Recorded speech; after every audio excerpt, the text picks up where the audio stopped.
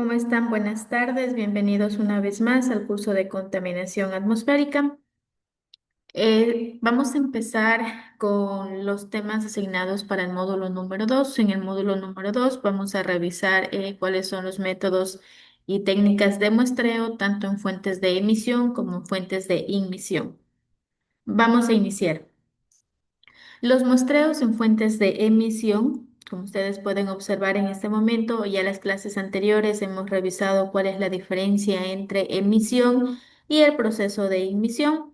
Hay que recalcar que la técnica de muestreo o las estrategias de muestreo que utilizamos tanto para emisión como ignición son muy diferentes, porque aquí vamos a determinar los contaminantes en los diferentes procesos.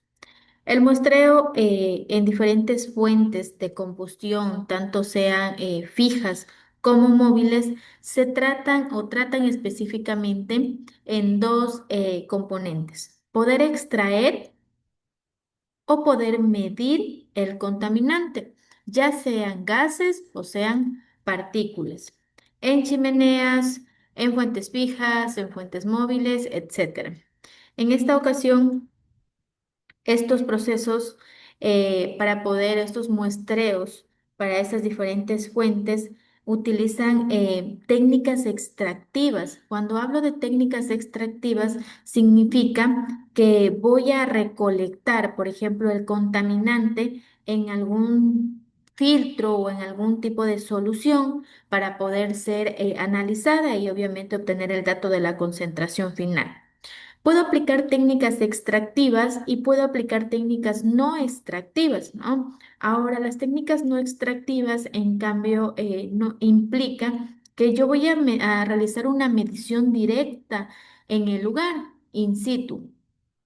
Entonces, como les había comentado, aquí para el proceso de ignición, cuando yo voy a realizar un muestreo, quiero conocer realizar el análisis de un contaminante atmosférico, hay que tomar en cuenta que tanto en el proceso de emisión como en el proceso de ignición, yo puedo trabajar con dos tipos, con estos métodos, ¿no? Puede ser métodos continuos o puede ser métodos discontinuos.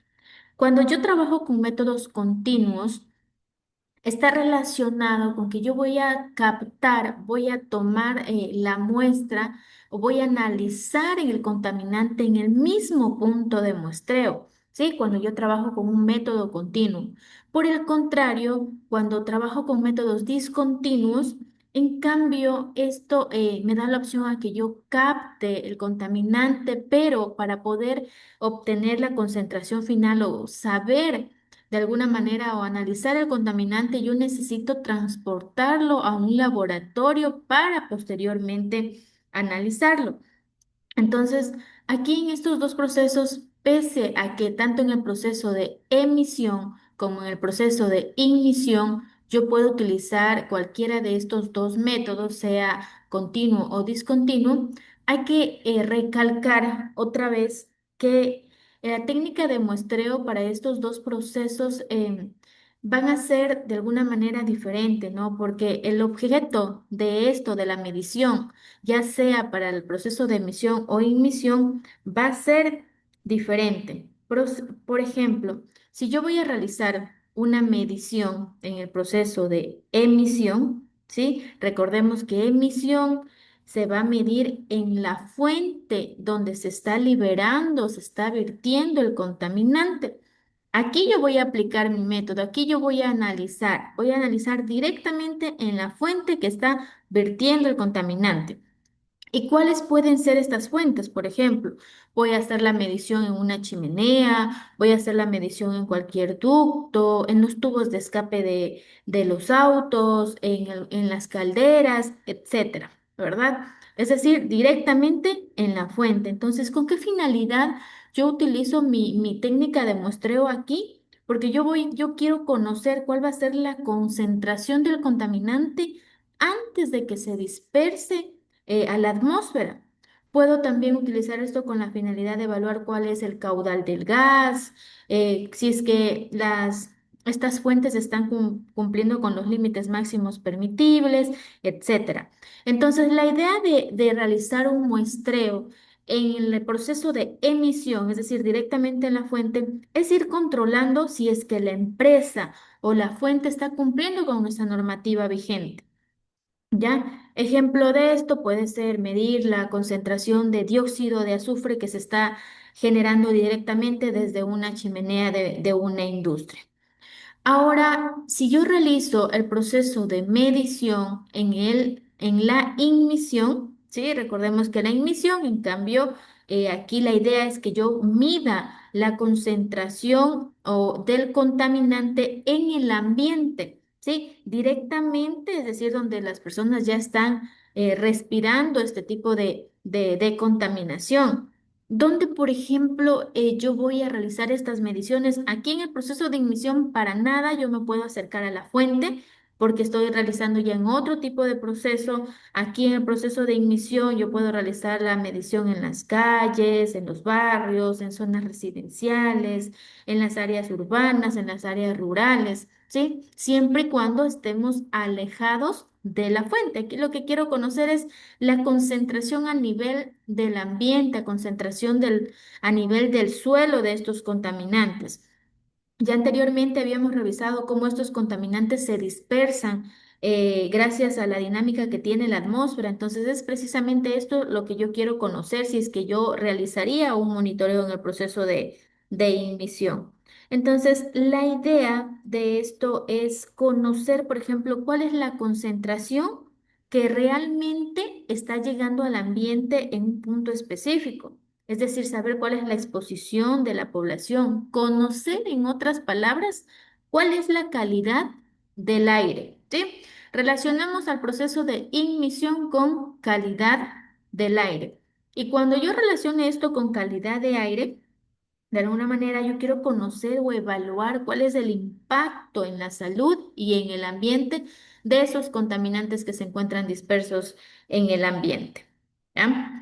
Ahora, entonces, una vez visto estos métodos, otra vez la diferencia que se tienen en estos dos procesos, tanto en el proceso de emisión como en el proceso de ignición, nos vamos a enfocar en esta clase en en el proceso de emisión, ¿sí? En saber, por ejemplo, qué métodos se utiliza para medir el contaminante en el proceso de emisión, es decir, los contaminantes que están siendo emitidos directamente desde una fuente, sea fija o fuente móvil. Para medir, por ejemplo, los contaminantes en el proceso de emisión, se utilizan dos tipos de métodos. Pueden ser el método extractivo o como puede ser el método no extractivo. ¿Ya? Entonces, el método extractivo, el primer método que tenemos acá, este método utiliza una técnica de recolección, ¿ya? El método extractivo, de alguna manera, utiliza o recoge el contaminante, puede ser en un filtro, en algún tipo de solución, para poder ser posteriormente analizado. En cambio, cuando utilizo un método no extractivo, aquí es lo contrario. Yo no capto la muestra para llevarlos a un laboratorio. Yo lo que hago aquí con el método no extractivo es que voy a realizar mi medición en el mismo lugar. Es decir, aquí voy a realizar una medición in situ. ¿Ya? Entonces vamos a ver en cada uno de los métodos qué tipos de tomas de muestras tenemos. ¿Ya? Entonces, el método extractivo, aquí puedo utilizar una toma de muestra manual, puedo utilizar una toma de muestra manual acumulativa o una toma de muestra técnica instrumental. Y en el método no extractivo, en cambio, se puede utilizar el método de medida a distancia y o el método instrumental en las chimeneas. Vamos a ir revisando cada uno de ellos e ir identificando cómo es el proceso de medición. Si yo tengo, por ejemplo, aquí las técnicas manuales, ¿sí? La idea es que en la técnica de muestra manual, el gas o las partículas se van a extraer ya de la fuente. Entonces, al momento que se extraen, se recogen estas muestras en un filtro, se recoge en cualquier recolector que posteriormente van a ser llevados a un laboratorio para ahí poderlos analizar y obtener la concentración final del contaminante. Entonces, lo que hacemos aquí es, por ejemplo, tenemos para la toma de muestra manual, podemos tener con técnica analítica de laboratorio, recogemos directamente en un recipiente la muestra en algún tipo de material. Obviamente los materiales que se utilizan no deben reaccionar con el contaminante para no alterar el resultado final. Entonces, las muestras que son recolectadas aquí, lo que van a hacer es llevarse a ser analizadas para determinar la concentración del contaminante. Entonces, o bien aplico con técnica analítica de laboratorio o aplico sin técnica analítica de laboratorio. La sin técnica analítica de laboratorio, aquí en cambio, se utilizan ciertos tubos que tienen cierta solución internamente que al entrar en contacto con el contaminante ya van a reaccionar, ¿sí? Reaccionan este contaminante, se contienen este tipo de sustancias que reaccionan específicamente con el contaminante que se va a medir. Entonces tenemos dos, ¿no? Cuando hacemos una toma de muestra manual. Capturo la muestra en algún tipo de bolsa, en algún tipo de recipiente y lo llevo al laboratorio. O también puedo utilizar estos tubos de reacción, tubos que ya son preparados en el laboratorio, se lleva al lugar con la solución puesta ya en el tubo y al momento que empezamos a medir, esta reacciona con el contaminante y se mide la concentración final. ¿Ya? Entonces, otro tipo de tomas que tenemos aquí en las tomas, recuerda que estamos en los métodos extractivos, ¿no? Otro tipo de toma de muestra, en cambio, es la manual acumulativa. Es similar a la anterior. Puedo utilizar recipientes, puedo utilizar tubos reactivos, tubos de reacción, pero en cambio se llama muestra manual acumulativa porque la idea aquí es que se recolectan varias submuestras individuales y lo que hacemos es mezclarlas y formar una muestra compuesta que va a ser mucho más representativa, ¿no? Entonces, a diferencia del anterior, es que el anterior utilizo una sola muestra y ese es mi resultado. Aquí en la muestra acumulativa utilizo varias submuestras individuales, lo que hago es combinarlas en diferentes puntos, mezclarlas para poder formar una muestra compuesta mucho más representativa. Tenemos también aquí la toma de muestra y técnica instrumental. Ahora, esta muestra ya habla de una técnica instrumental. La finalidad aquí de la técnica instrumental es que, por ejemplo, se extrae la muestra del gas o de las partículas y también se analiza fuera de la fuente, ¿sí? Pero aquí utiliza técnicas espectroscópicas o cromatografía de gases, por ejemplo. Entonces, la técnica de muestra o técnica instrumental, lo que hace, como ustedes ven aquí en la imagen, es que, por ejemplo, extraigo la muestra, recuerden que estamos en la método extractivo, extraigo la muestra de la chimenea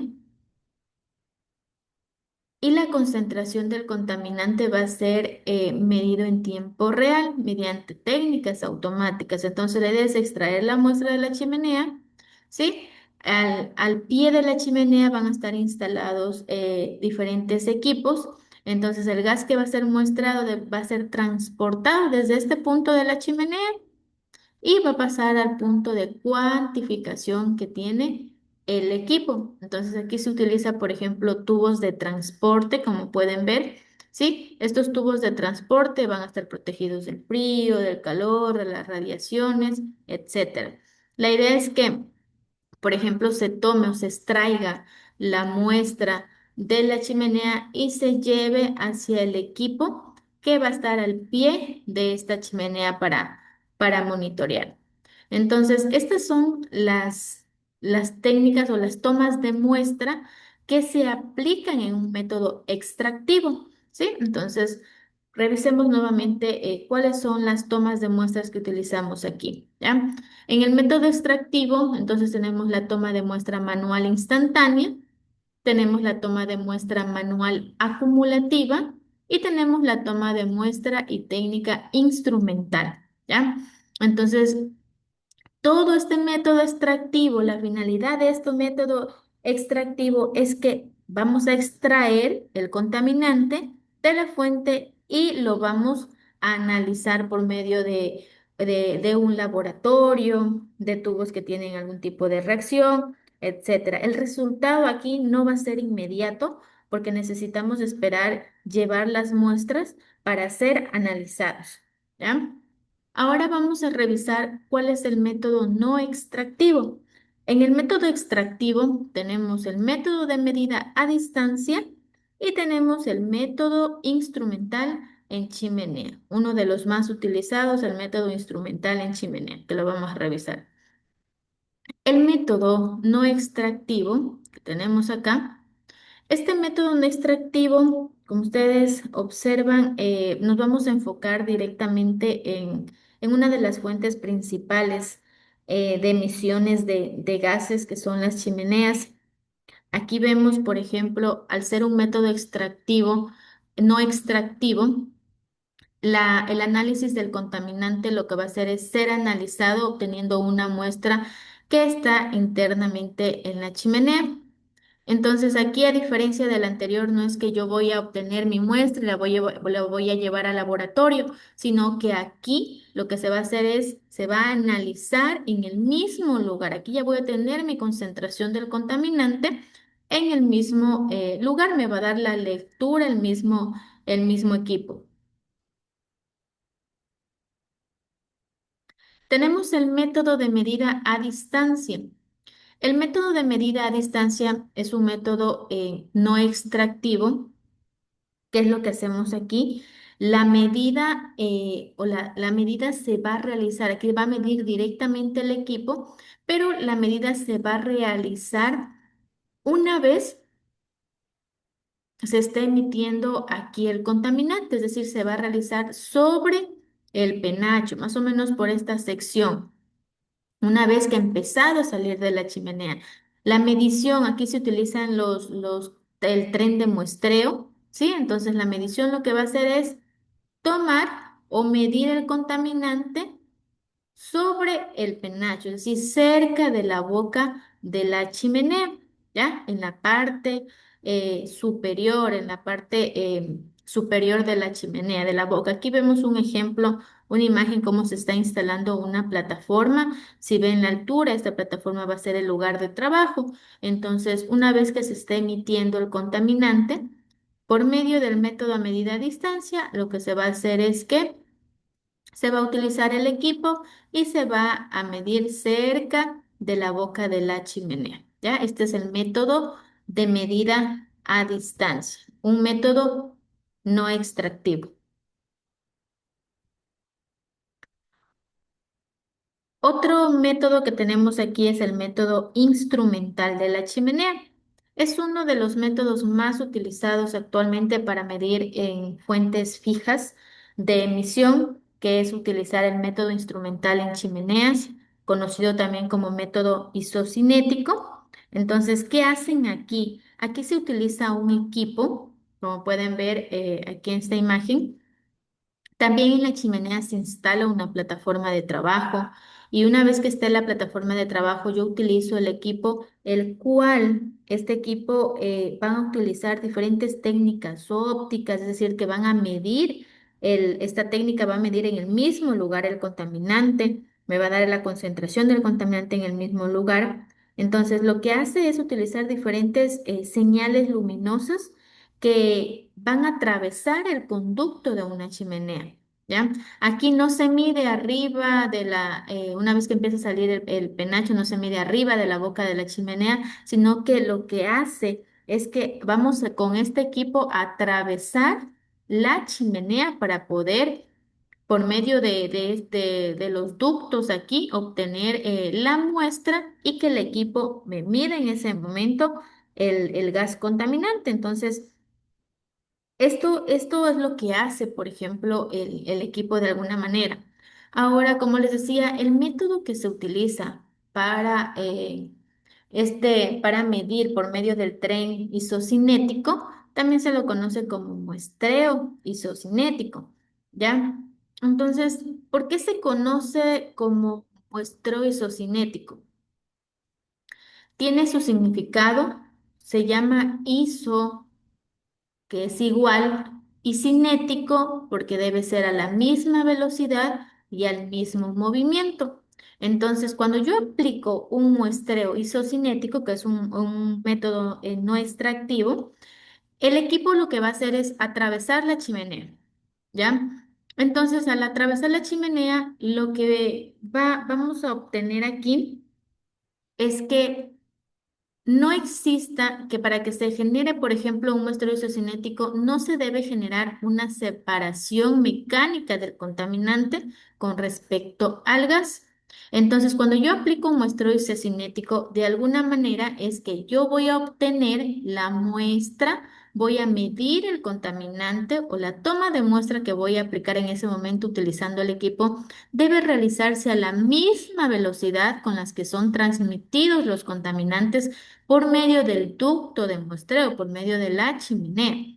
Por eso se llama isocinético. Entonces, va a ser que yo tome mi muestra a la misma velocidad, a la misma velocidad con la que está siendo emitido el contaminante en ese momento, ¿ya? Entonces, el muestreo isocinético es, por ejemplo, medir la concentración de estos contaminantes en una chimenea.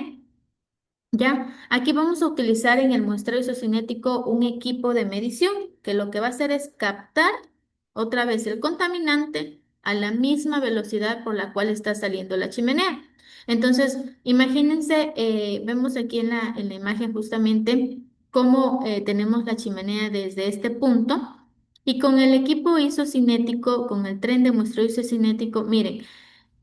Debe ingresar, atravesar la chimenea por medio de un ducto, ¿sí? Debe ingresar aquí la sonda de esta chimenea y captar la muestra sin alterar el flujo laminar de esa muestra que está circulando en ese momento por la chimenea. Eso es considerado como un muestreo isocinético, ¿ya? Ahora, por ejemplo, tenemos también que bueno, ya sabemos que es la chimenea, es este conducto que hace que facilite el transporte del contaminante hacia la atmósfera, ya lo vimos en la clase anterior, que se ha sido generado por una fuente fija. Vamos a ver cuáles son los componentes o las partes que tiene un tren de muestreo. ¿Qué es lo que hace? Cómo ese equipo, por ejemplo, funciona de esta manera, ¿no? Aquí vemos las siguientes partes.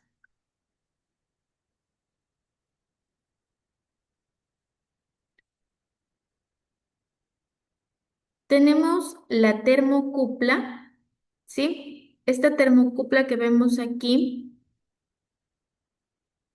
está la primera parte, la termocupla. Tenemos la boquilla, tenemos una sonda, que esta primera parte es todo lo que ingresa o atraviesa, por ejemplo, la chimenea, ¿sí? Que tenemos la chimenea y vemos cómo toda esta primera parte tiene que atravesar la chimenea. ¿Qué es lo que hace la boquilla que tenemos en el primer punto? Esta boquilla de aquí es esta punta que se va a introducir en la chimenea. Lo que hace esta boquilla es que a través de esta boquilla va a permitir la entrada del gas que está circulando en ese momento por la chimenea. Entonces, vemos que esta es la función principal. La idea de esta boquilla es que se pueda lograr este muestreo isocinético, es decir, que pueda obtener este gas a la misma velocidad con la que está saliendo por la chimenea. También tenemos esta sonda, tenemos aquí el punto 2. Entonces, esta sonda no es más que este tubo que se encuentra aquí que va a conectar, por ejemplo, la boquilla con todo el otro sistema que tenemos acá, sistema de acá, punto 2, con todo el demás, lo demás del sistema. Entonces, Esta sonda lo que va a hacer es transportar la muestra hacia el filtro que tenemos aquí, ¿sí? Hasta este filtro. Listo, entonces tenemos la boquilla, tenemos la sonda que va a transportar la muestra. Entonces recuerden, por la boquilla ingresa el gas por medio de la sonda, lo que hace es transportar este gas o la muestra hasta el filtro que tenemos como tercer punto acá. También tenemos, por ejemplo, esta termocupla. Es un tren de muestreo, tiene esta termocupla porque va a medir la temperatura del gas dentro de la chimenea.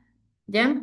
Entonces, este dato de la temperatura del gas dentro de la chimenea es muy útil porque gracias a esto podemos calcular el volumen que se encuentra en ese momento del gas.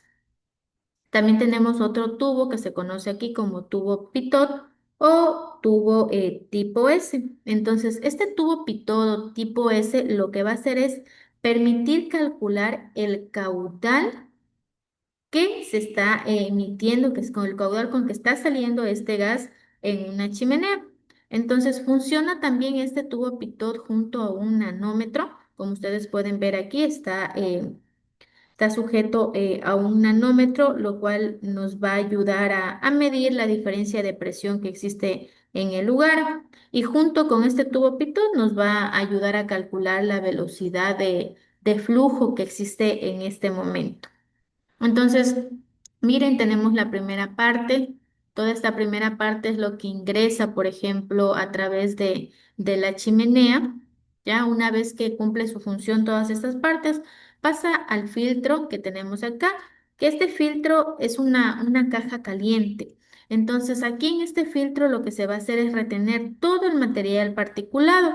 Y es caliente porque esto nos va a ayudar a evitar que se condense toda esta muestra en este lugar. Aquí lo que hacemos es capturar, en cambio, todas las partículas suspendidas, todo el polvo que está en ese momento. Para eso es la caja caliente. Una vez que pasa por esta caja caliente, pasa el siguiente proceso conocida como caja fría. Aquí, como pueden ver, tenemos diferentes tubos. Estos tubitos de aquí son tubos burbujeadores, ¿sí? Estos tubos burbujeadores tienen diferentes reactivos también y sirven para capturar la humedad, nos sirven para retener algunos gases específicos, nos sirven para secar algún tipo de muestra, por ejemplo, ¿ya? Entonces, estos tubos tienen diferentes sustancias que por lo general puede contener agua, pueden estar al vacío, pueden tener sílica de gel. Esto lo que hace es reaccionar, por eso se llaman burbujeadores, porque al momento que ingresa el contaminante, a cada uno de estos tubitos que están formados por diferentes elementos, empiezan a burbujear, ¿ya? Porque lo que hace es retener algunos de los gases que van a pasar aquí. Es justamente esta parte donde se realiza el análisis del contaminante. Esta parte de aquí es la parte óptica, donde realiza el análisis correspondiente el equipo del contaminante, ¿ya? Una vez que pasa por esta caja fría, pasa a un pequeño baño conocido como hielo. Aquí este baño de hielo mantiene la temperatura, facilita también la condensación del vapor de agua que tenemos. Y una vez que pase por aquí, sigue su transcurso y llega, por ejemplo, al medidor de gas seco, ¿sí? Acá al medidor de gas seco. Este medidor de gas seco aquí en cambio va a medir lo que es el volumen total del gas que se ha muestrado en ese momento. Y la idea de este medidor de gas seco es que también aquí nos permite calcular ya la concentración final del contaminante. Como ustedes pueden ver, también tenemos una zona de bombeo. Aquí, esta zona de bombeo, esta bomba va a controlar el flujo de muestreo, por ejemplo. Aquí, por medio de esta parte, esta válvula va a regular el caudal del gas, etcétera. Entonces, este muestreo, tren de muestreo, el tren de muestreo tiene todas estas partes que van a ayudar que se realice un muestreo isocinético. Entonces, se llama así porque este es un método de emisión. Aquí la finalidad va a ser que yo voy a captar la muestra a la misma velocidad, al mismo movimiento o a la misma dirección con la que se está emitiendo el contaminante por medio de una chimenea. ¿Ya? Entonces, todas estas partes tienen, por ejemplo, un tren de muestreo para medir en chimeneas. Como les mencionaba, este muestreo isocinético tiene su significado, ¿no? Aquí vemos una parte un poquito más representativa con las imágenes de cómo nosotros aseguramos, por ejemplo, un muestreo isocinético. Tenemos la siguiente imagen. Vemos o qué representa esta imagen. Tenemos las siguientes flechitas, ¿no? Las flechitas azules que ustedes ven aquí representan la velocidad de succión. Aquí representa la boquilla de un tren de muestreo, ¿ya? La boquilla de un tren de muestreo, lo que ya vimos en la anterior imagen, la boquilla que tenemos acá.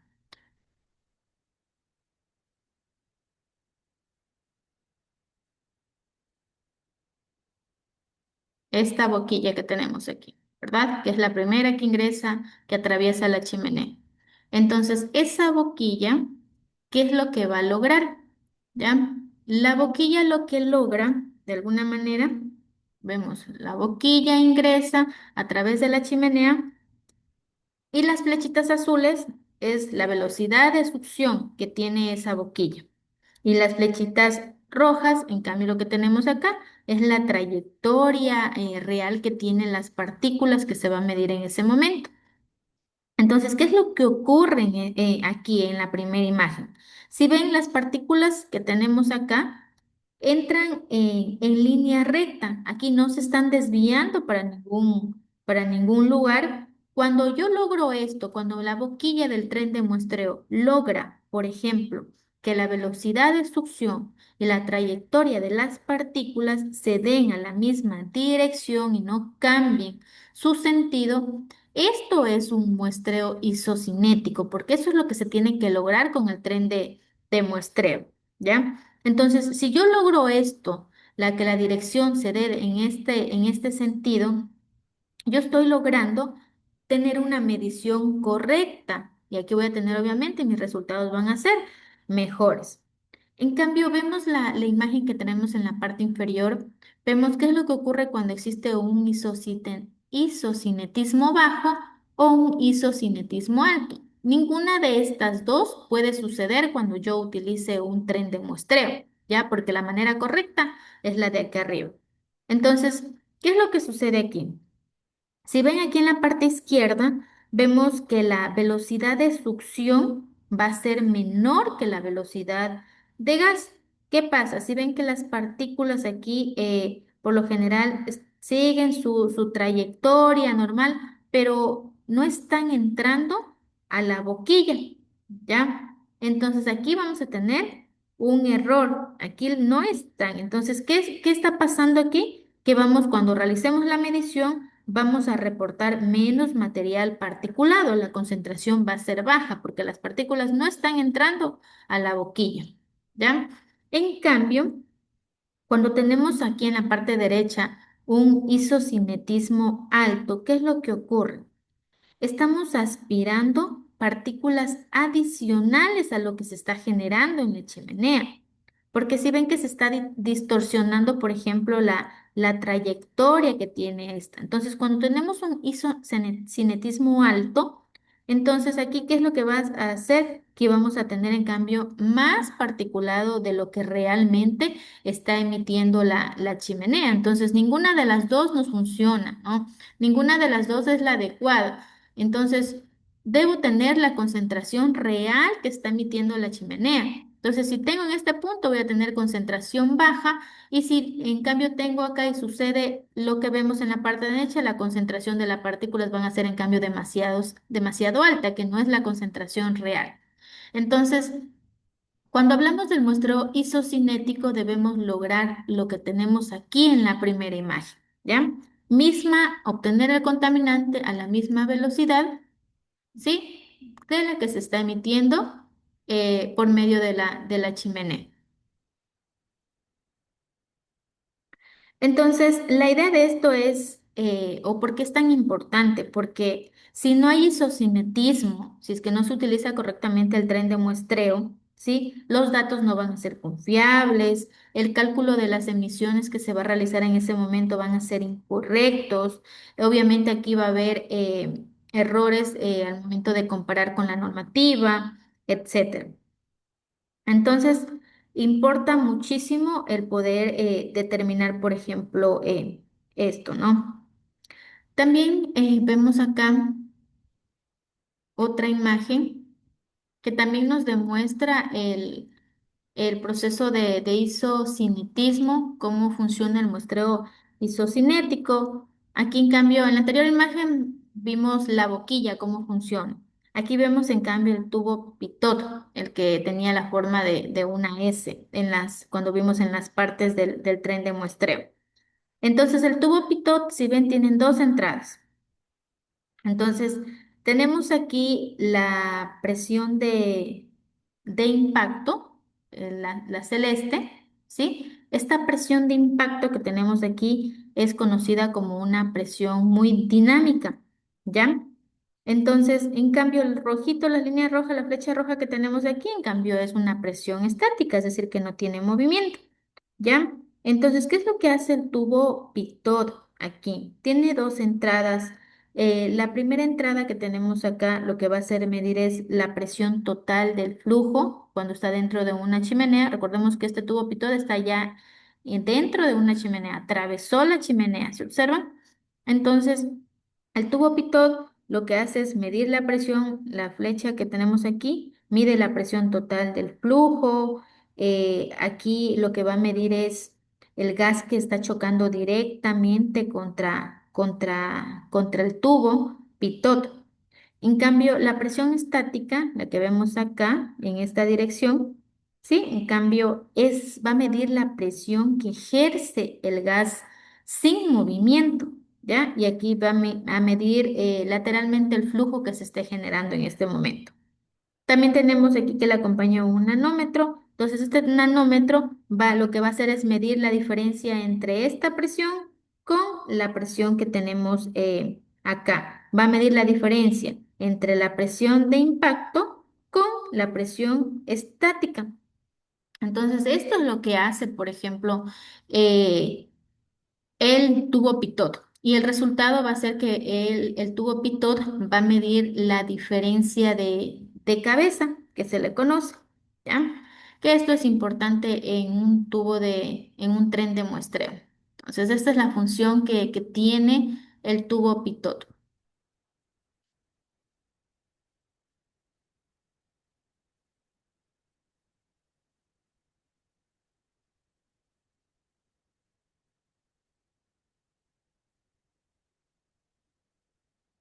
Ya, aquí en esta imagen observamos en esta figura el diseño adecuado que tiene una plataforma de trabajo. ¿Ya? Lo primero que vemos aquí es una chimenea. Entonces, para realizar un muestreo en una chimenea, se necesita siempre una plataforma circular. En esta plataforma circular debe ser de fácil acceso y debe estar instalada para poder realizar las mediciones en la chimenea. ¿Ya?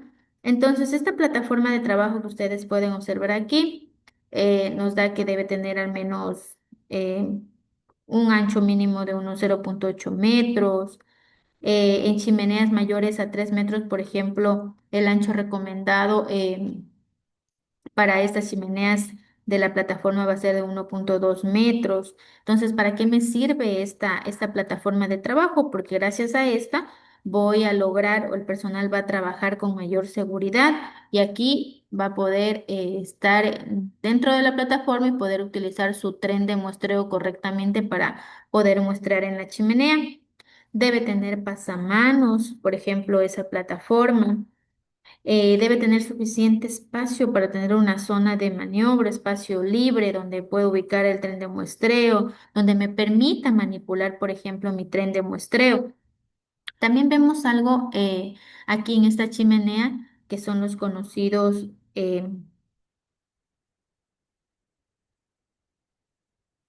Tenemos, si ven, tenemos lo que tenemos acá.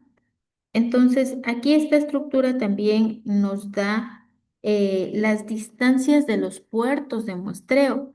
En cada una de las chimeneas se instalan los puertos de muestreo. Entonces, aquí vemos que estos puertos de muestreo, por ejemplo, pueden estar ubicados a 8 metros, al menos 8 diámetros considerado desde la parte baja, si ven, de cualquier perturbación, es decir, que de abajo para arriba debería estar al menos 8 diámetros de distancia. Por eso es muy importante que para un muestreo isocinético se conozca el diámetro de la chimenea, ¿ya? Entonces aquí estos puertos están ubicados al menos 8 metros, pero también la normativa nos dice que puedo poner los puertos de muestreo, en cambio, al menos 2 diámetros, considerando a 2 diámetros, al menos 2 diámetros, considerando cualquier perturbación que haya aquí arriba, ¿no? De la chimenea. Entonces puedo colocar los puertos bien en la parte baja o bien en la parte alta. Desde la parte baja, considerando al menos 8 diámetros, ¿sí? Diámetros de la chimenea, ¿no? Y en la parte baja, al menos, por ejemplo, en la parte alta, al menos 2 diámetros desde arriba, ¿no? Tomando como referencia el diámetro de la chimenea. Entonces, vemos que esta estructura que tenemos aquí nos va a permitir realizar un muestreo isocinético correcto. Aquí nos va a garantizar que exista seguridad ocupacional, que se cumplan con las normas técnicas de monitoreo. Entonces, la idea de esto es que se cumpla con los requisitos que nos exige la normativa y que apliquemos los criterios técnicos para poder ubicar los puntos de muestreo. La siguiente clase vamos a observar cómo se utiliza la técnica para poder ubicar correctamente el sitio de muestreo en una chimenea, ¿sí? Y poder calcular cuáles son los puntos transversales también que se mide dentro de la chimenea. Entonces, recuerden que el muestreo isocinético o la idea de esto es que midamos el contaminante y que este tren de muestreo tenga que atravesar la chimenea para poder obtener el dato o la concentración del contaminante que se está emitiendo en una fuente fija. En este caso, la chimenea. Entonces, en otras palabras, recordemos que el tren de muestreo, que es el equipo que se va a utilizar como tal,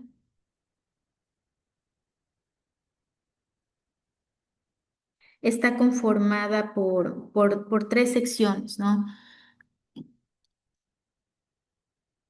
La primera sección que tenemos aquí está conformada por la boquilla, por la sonda, por el tubo pitot, por la termocupla, que es toda esta parte que va a ingresar en la chimenea.